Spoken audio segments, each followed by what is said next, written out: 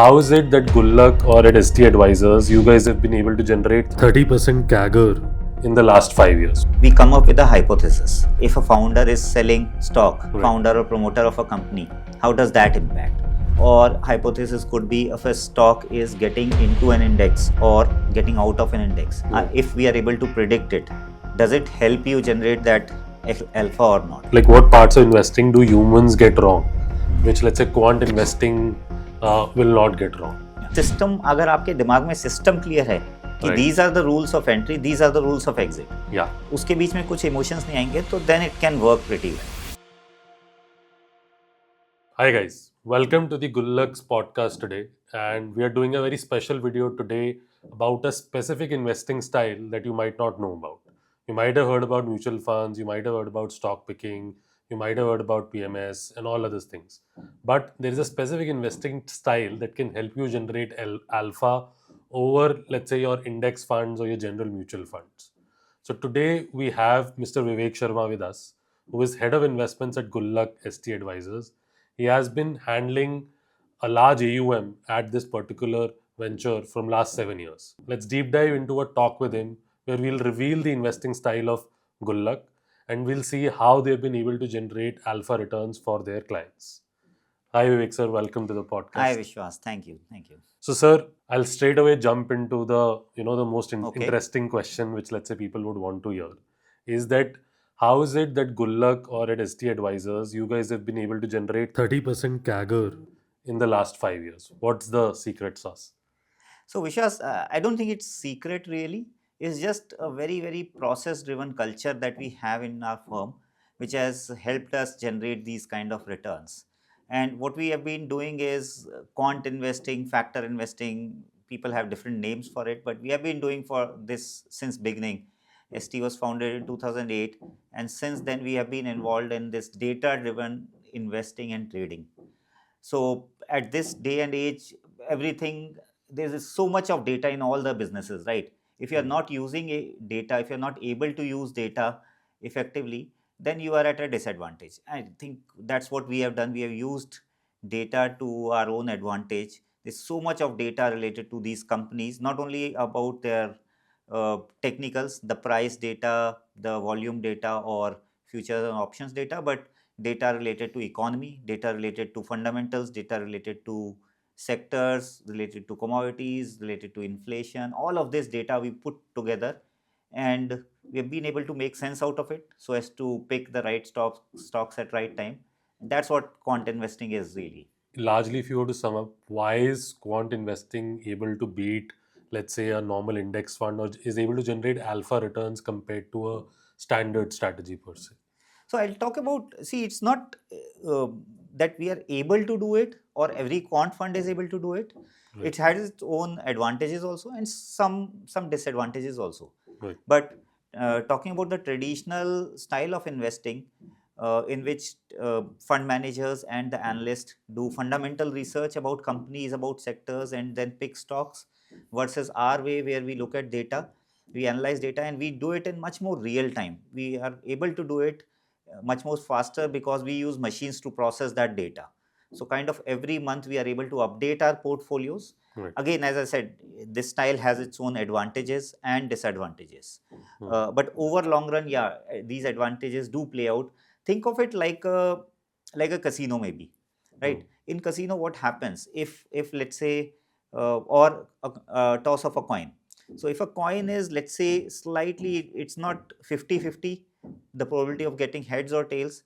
If the probability of getting heads is, let's say, 51%, you toss the coin once.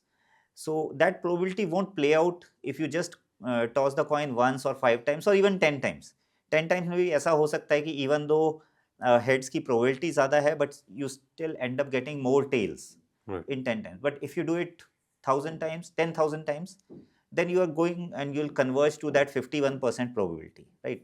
And that's what is happening with quant investing because we are taking multiple bets. Quant में थोड़ा सा ये बोला जाता है कि churn ज़्यादा है, but the advantage is you are able to take those multiple bets so that if it plays out, you keep it for longer. But if it doesn't play out, you're very quick to to actually remove it from your portfolio. I think that really helps because we are able to make decision at a much more faster pace. That really helps.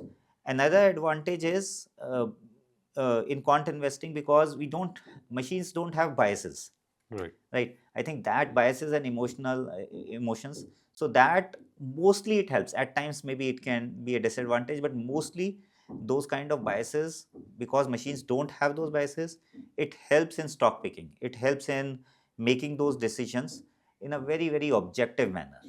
Got it. So I think I would like to deep dive into this further. When you say that technology is involved and computing is involved here, so uh, typically, if you were to, let's say, if you are devising a investment strategy as of today, right? And so how does it work? Is human involvement first there? Like you develop a hypothesis, and then you, let's say, sort of give those data points to in your computations, Hmm. and that then tech does the work, the data science, basically the data crunching, all of that happens.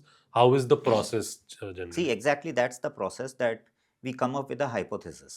Okay. Hypothesis could be anything. It could be that if a founder is selling stock, Right. founder or promoter of a company, how does that impact? Or hypothesis could be if a stock is getting into an index or getting out of an index. Right. If we are able to predict it, does it help you generate that alpha or not? So Hmm. these are the kind of hypotheses we come up with. After hypothesis, we get the data, we actually back test it across multiple market phases also. In bull markets, how does that perform? In bear markets, how does it perform? Right? Right. So over very long periods of data we tested. We also tested, uh, it's slightly technical, using changing the parameters a bit. Hmm. So if it is curve fitted, if it is really fitted to that historical data, so even if by changing slight change in the parameters, the strategy can break down. So there's a lot of back testing is involved in that process of selecting those alpha. And at the end of the day, our strategies are combination of 130 plus these factors. Right. So any new factor has to, it might independently be working very well, but it has to add to the overall portfolio for Hmm. it to be selected in the portfolio. तो they might be strategies की बहुत अच्छी strategy है, एक specific हमने strategy निकाली, बहुत बढ़िया रिजल्ट्स दे रही है इंडिपेंडेंटली, Right. बट उसको पोर्टफोलियो में ऐड करके अगर कुछ एडवांटेज नहीं है तो it's Hmm. Useless for us. So it's a combination of these multiple 130 factors, again a mix of technicals, fundamentals, macroeconomic factors, that creates these portfolios. Understood. So, sir, one interesting thing you said that that using technology and data science in quant investing helps you remove the human biases, right? So, in general, but what you've seen, like what parts of investing do humans get wrong, Hmm. which let's say quant investing will not get wrong. Yeah. So I think it's related to their biases or their style of investing. Okay. So a fund manager, let's say a fund manager has done really well. He has been picking up stocks in overall, but let's say a specific sector, say IT sector, has done really well for him, his Hmm. style of investing. और उसने mostly जो profit बनाया है, जो alpha generate किया है, वो IT stock से आया है. तो हमेशा वो एक बायस रहेगा, ठीक है, वो एक बायस रहेगा टूवर्ड्स आईटी स्टॉक्स की, this is what has done worked well in the past and may be it will keep working for me. And if it stops working, and it stops working for a couple of years, he might still have those kind of biases, right? Hmm. Or it could be that he's a very good value investor. Right. He's able to pick undervalued stocks, undervalued sectors very well. Hmm. But market के अलग अलग phases होते हैं, कभी वो value value काम करता है, बट कुछ कुछ फेजेस में वो काम नहीं करता है ना. Right. तो there a multi factor model comes into play. अब ये मल्टी फैक्टर मॉडल क्या है? मल्टी फैक्टर मॉडल में हम क्या करते हैं कि we have those multiple strategies और multiple factors. Those factors are what could be value. तो value is when you pick undervalued stocks. Another could be momentum, Hmm. where you are picking the stocks which are greatly in momentum, जो past 3 महीने में, past 6 महीने में बहुत अच्छे returns दिए, right? Right. और ग्रोथ, जिनके फंडामेंटल्स बहुत अच्छे से ग्रो कर रहे हैं. It could be growth in EPS, in their profit margins, in their revenue और मार्केट शेयर. तो Right. Growth is a factor. Hmm. ऐसे ही लो वॉलेटिलिटी एक फैक्टर होता है. इस टाइप से मल्टीपल फैक्टर्स हैं. तो मोस्टली फंड मैनेजर्स एक स्पेसिफिक स्टाइल में एक्सपर्टीज होता है उनका. Right. It could be value, it could be quality, it could be anything. Right. But with these machines, with these multi-factor models, we can use these multiple factors. Right. तो हम क्या करते हैं इसमें कि हमारे पास ये बहुत सारे मल्टीपल फैक्टर्स हैं, देन वी डिटरमाइन कि अभी जो मार्केट कंडीशंस चल रही हैं, what is the factor that is most likely to work in these market conditions. Understood. So that I think is a very big edge in case of in the way we select and construct our portfolios, that we use these multi-factor models. Right. तो कभी अच्छी market में growth momentum बहुत अच्छे से काम करता है, but if you use momentum in last 1 year, then you can easily have 30, 40, 50% kind of drawdowns. Right. So आपको वो switch करते रहना है. Right. And that's what I think we have been able to do in these Right. multi-factor strategies. Right. I think what I can जो मेरे को इससे भी I think एक insight मिल रही है कि quant can be really good at removing the recency bias that, let's say, you might have developed in your past 4 to 5 years, or do you think is that the right See, thing to say? Yeah, it's right thing to say, but at the end of the day, ये जो models हैं ये humans ही बना रहे हैं, Right. है ना. तो उस केस में मॉडल्स बनाते टाइम ये सब चीज़ें ध्यान रखनी होती हैं. Right. ठीक है. तो Understood. मॉडल्स बनाते टाइम अगर मैं रीसेंट डेटा को ज़्यादा एम्फेसिस दूंगा तो वो रीसेंसी बायस मेरे मॉडल्स में भी आ जाएगा. तो it's not that quant automatically removes, but वो जो प्रोसेस है, अगर एक एक्सपीरियंस्ड, बेसिकली वही एक्सपीरियंस्ड एनालिस्ट या experience fund manager versus a new fund manager, Right. तो ऐसे ही जो एक्सपीरियंस्ड क्वांट एनालिस्ट होगा या क्वांट फंड मैनेजर होगा, उसको ये आइडिया बहुत अच्छे से होगा कि वो जो पूरा प्रोसेस है of designing this methodology, Right. वो कैसे करना है. Understood. Right. So, sir, I think one good practical example that we can talk about here is that based on your, like you said, those 130 indicators that you guys implement while devising your strategy and picking stocks, can you give us certain examples of stocks? Ki which stock, let's say, did you add in your portfolio based on the strategy, and similarly, the stock that you had to remove because of that same indicators? Okay. So yeah, I can give few examples. One is that of ITC. Really. Okay. काफी popular stock है ITC. Right. What usually happened was कि initially for the first few years business was doing very well.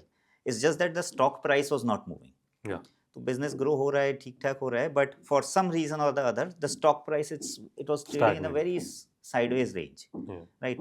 So अब हम जैसे एक multi factor model है जिसमें हम टेक्निकल्स भी देख रहे हैं, फंडामेंटल्स. तो फंडामेंटल्स बोलेंगे कि it's a very good company, you should buy. If I just look at fundamentals and ignore technicals. Right. But when I look at technicals, it tells me that it's in a range bound market right now. It's not going to give me that returns. Right. So for those 2-3 years, every time we analyzed and the answer was don't select it because it's in a range bound, the technical score was low. Only when it actually broke out, that's the time our models gave a signal that yes, now is the time to enter this specific stock. That's the time we entered. और वो ऊपर जाके फिर से एक range bound range में settle हो गया था, तो उसके बाद we got the sell signal. तो that's the advantage of having both technicals and fundamentals. Another examples could be say these defense stocks, right? Obviously उनके fundamentals बहुत अच्छे हैं, right? But whether they are overvalued or not, you don't know, because there's obviously businesses बहुत अच्छा कर रहे हैं. Those industries will grow over next 5 years or so. Right. Whether retail investors make money who just do buy and hold, we are not sure. Why? Because it's a matter of when you enter and when you exit. Right. तो उस case में जो technicals हैं वो हमारे बहुत useful होते हैं. How it works is obviously, as I told you, हम हर मंथ अपना डेटा मंथ के स्टार्टिंग में न्यू डेटा आता है वो लेते हैं, and then we rebalance our portfolios. Right. And then you get entry or exit signals. So till the time they're in a strong trend, right? And we know markets overall are booming. Momentum as a factor is doing well. So they end up getting selected, right? But उन stocks के लिए what is most important is the exit. Yeah. Like, because they can correct, and if they do correct, they can easily correct 40-50% also, right? So if you have a very clear-cut exit signal, which we get in our technicals at the end of the month, if it has corrected, we are most likely to get that kind of exit signal, and then we'll exit. Right. Obviously, during the month, we'll keep on holding for a month, but at least at the end of the month, we'll end up exiting those kind of stocks. So we made decent money We made decent money in these defense stocks also, Hmm. and we were able to exit at the right time because of the technicals. Right. So the point being ki a mix of fundamentals Plus and technical. technicals really help us a lot in selecting a stock or rejecting a stock. I think this is one of the biggest problems I think I personally see with stocks is that बहुत लोग stocks ले लेते हैं, but how do they decide the exit Exit. price or when do Yeah. they exit? वो पड़े रहते हैं and it becomes really a mess. कि इसीलिए not क्वांट बहुत अच्छा है कि सिस्टम, अगर आपके दिमाग में सिस्टम क्लियर है कि right. These are the rules of entry, these are the rules of exit, Yeah. उसके बीच में कुछ इमोशंस नहीं आएंगे, तो then it can work pretty well. And so, what are some of the myths that you see that people have in quant investing? Because, like you said, there are different terms for it also. Yeah, There are certain perceptions for it also. yeah. But largely, managing 1,500 crores in AUM, what are some of the myths that you see that are there in quant investing? Okay, regarding myths, I think I've been seeing this quant space for last 7 years or so. Right. I think काफ़ी change आया है. Initially बहुत ज़्यादा हमें convince करना पड़ता था. अब वो मिथ्स अभी भी हैं, बट काफ़ी कम हो गए हैं. And mostly these myths are, these some of these are very common myths. One is related to back testing कि quant models हमेशा they are backward looking, right? Uh, to that, what I have to say is even the traditional fund managers, mostly what they look at is the historical data only. Right. And secondly, वो कुछ predict भी कर सकते हैं, discretionary fund managers. And same is with quant also, that quant we have certain mathematical techniques that we can use to predict, right? So it's a right balance of some bit of prediction, a lot of data crunching. तो एक वो myth है. Second myth is around fundamentals कि quant strategies हैं तो बहुत technical होती हैं और फंडामेंटल्स को इग्नोर करती हैं. Again that is incorrect. yes, there are few quant strategies. It depends on the quant managers. अगर वो सिर्फ टेक्निकल डेटा लेके स्ट्रेटजीज बनाएंगे तो it's going to ignore fundamentals. But as with us, we look at everything from fundamentals to technicals to macroeconomic factors also. So again, that is broadly a myth. Most of the quant managers do look at fundamentals also. And thirdly, ये भी बोला जाता है कि quant is a black box. You don't really get to know what is happening. Again, that is incorrect, because I think quant can be really, really transparent. Right. Because we know why we are selecting stocks. We have those, I spoke about those 130 factors. Right. We know exactly which factor is leading to which specific stock that I am selecting in the portfolio and why it is getting so much of weightage. So if a stock is not performing, if a sector is not performing, if factors are not performing, I know exactly what is happening. So it's not that they are black box. Yes, to an outside investor, it's very hard for me to explain because all of it is in data terms. But to me, it's very easy to understand what is happening here. So it's not that it's transparent. It's a black box. It's quite transparent really. और एक और आजकल quant में एक और myth जो आ रहा है कि क्वांट बाय इटसेल्फ, कुछ लोगों को ये होता है कि क्वांट है तो अल्फा जनरेट करेगा ही. तो it's that is also incorrect. It's not true. yes, quant has its own advantages, जो हमने बातें की हैं. it has its own set of disadvantages also. Right. But it's not a necessity. It's not guaranteed that it's going to generate alpha. Understood. Sir, going forward, what I would like to know is that, and I think people would also love to know, can you give us an overview of all the products and portfolio that are under Gullaq or ST Advisors, and what has their performance been historically in the recent times? Okay. So I'll start with our PMS products, where the minimum ticket size is 50 lakhs. Right. We started in 2009 this specific arbitrage PMS, I alpha. Okay. It's a pure arb strategy, and I think it's the only strategy in India which has never lost money on a monthly basis. Every single month in last 17 years or so has been a profitable month. Right. It's meant for very conservative investors, typically who invest in debt funds or FDs. It's an alternate, a better alternate to that. On gross basis, it has given about 12 to 13% annualized returns since inception.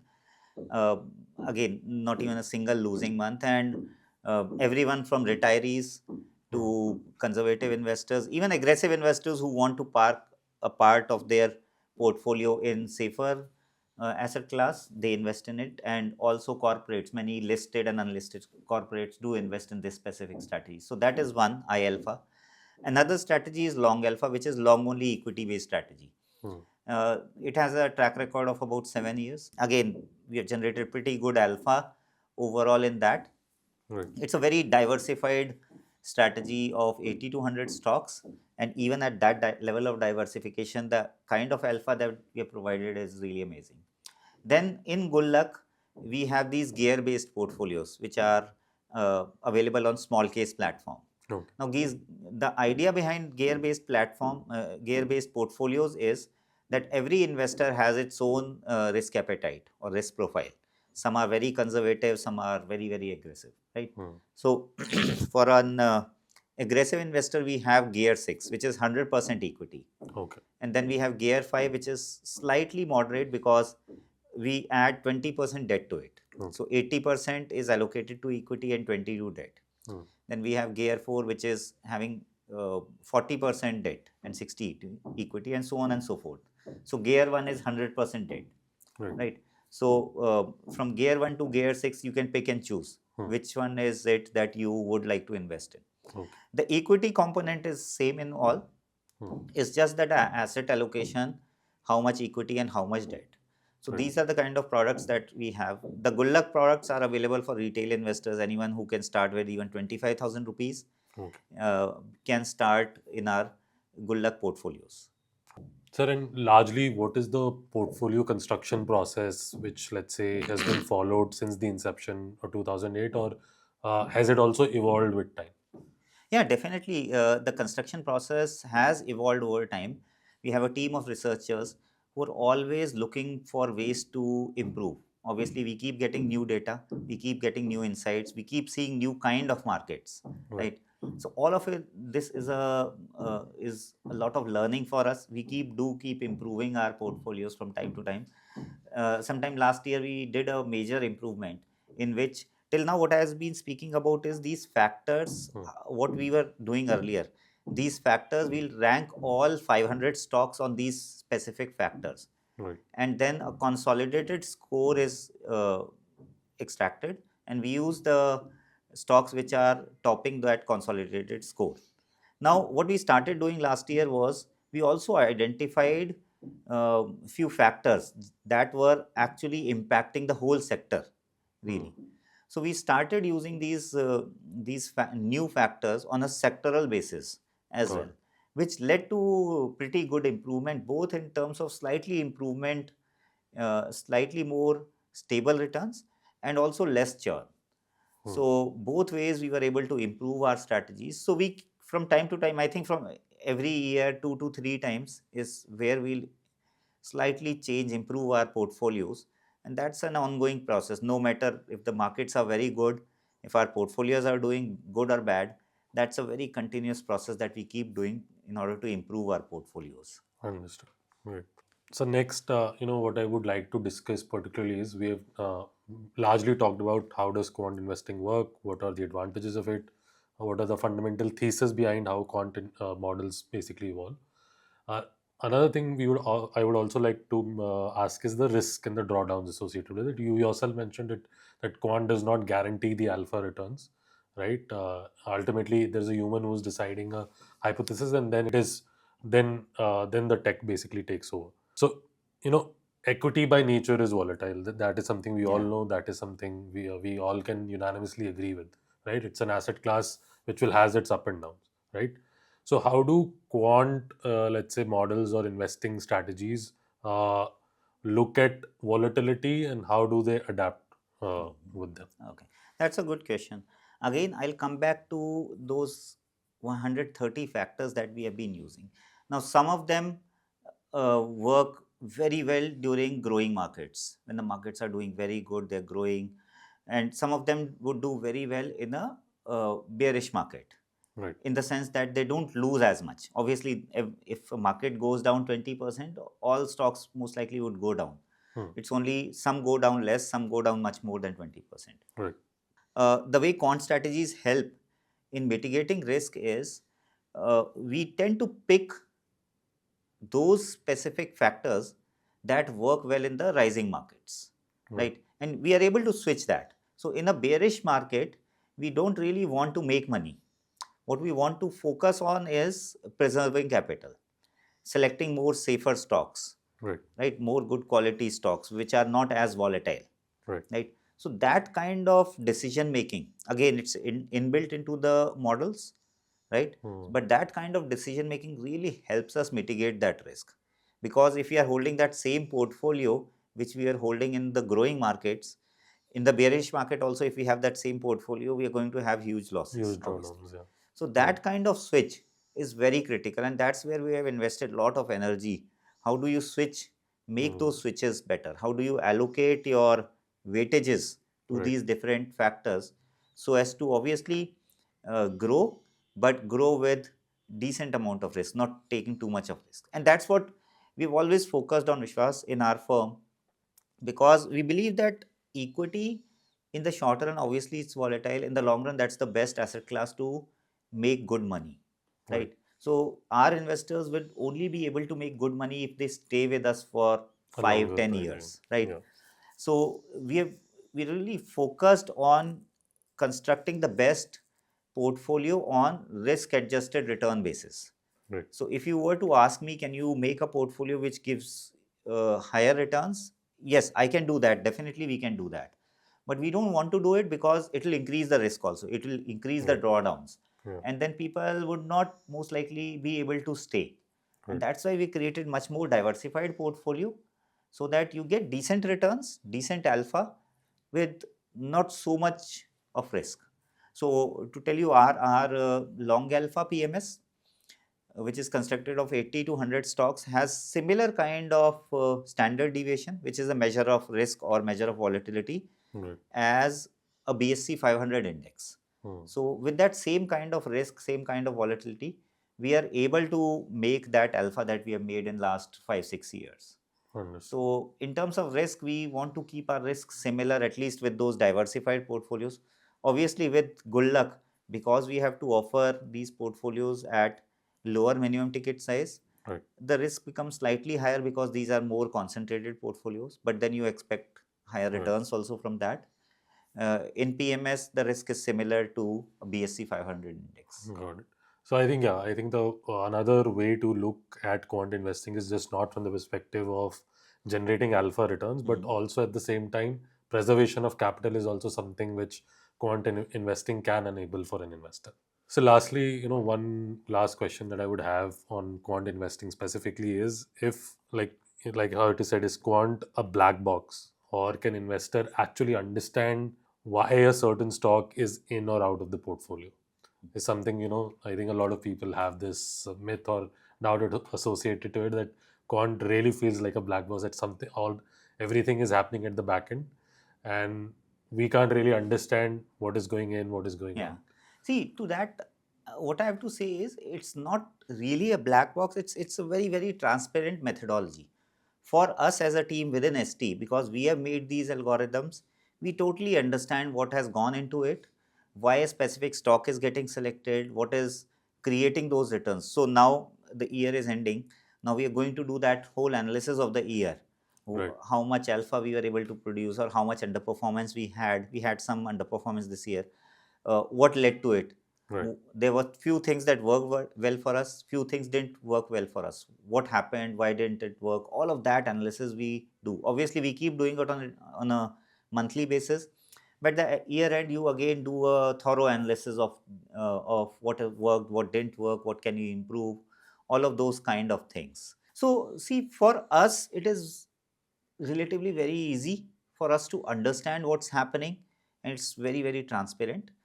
But to explain that same thing to a retail investor is slightly difficult for me, Right. because we understand. So if somebody understands math and data, I Hmm. can relatively in an easier way Right. explain it. But for the masses, it's very, very hard for me to explain it, because it involves so much of Right. data Data crunching. and So technicalities. that's one challenge we have in quant, Right. versus the discretionary style, where it's mostly narrative led. This is the story behind this specific stock or behind this sector, and that's why we are into this Right. specific stock or sector. So it's Correct. not as easy. Hmm. It is transparent, but to explain it to investors, for me, that's slightly hard. Understood. Yeah. Thank you for that honest answer, actually, because I think it really sets the tone right. Lastly, what I would want to ask is if, let's say, tomorrow somebody comes to Gullaq or ST Advisors, and whether it is a retail investor with a minimum very small ticket size, or whether they are investing into the PMS with a 50 lakh minimum ticket size, what is the mindset they should have once, let's say, they partner with you guys and want to stay for invested with you guys? What is the mindset that you would recommend to them that come with this mindset, so that, like you said, that it is important for them to stay for at least minimum 5 to 10 years to make good money? See, I think two things. One is, look at Quant as a diversification tool for your portfolio, Right. right? So look at it that way, because quant strategies behave in a certain way, Hmm. whereas traditional funds behave in certain another ways. So I think it's a very good, uh, you'll be able to diversify your portfolio well if you have a part of it to quant strategies. That is one thing. And secondly, it's again, at the end of the day, it's equity. Right. Many people come to us because they want to generate quick returns Hmm. in the short period of time. Right. So that is something that we always discourage, Hmm. because at the end of the day, it is equity. Equity, as we all know, in the short run, 1 year is also a short term. It's not long Right. term. Many people think 1 year is long term. So have a at least 3 year plus kind of horizon in your mind, that you have to stay with any quant fund or any equity fund for that matter, Right. right? That's the kind of time horizon you should have in your mind when you invest in equity funds, because Right. many times this is another myth that quant can generate quick returns, and that's Hmm. why people tend to invest in these strategies. So these are the two things I would like to point out if they come Hmm. to us for Hmm. investing.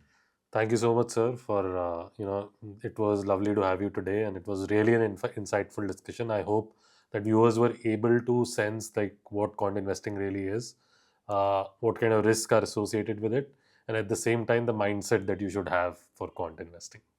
Thank you, Vishwas. It was Thank good you. to speak to you. Thank you, sir. Thank you. Thank you.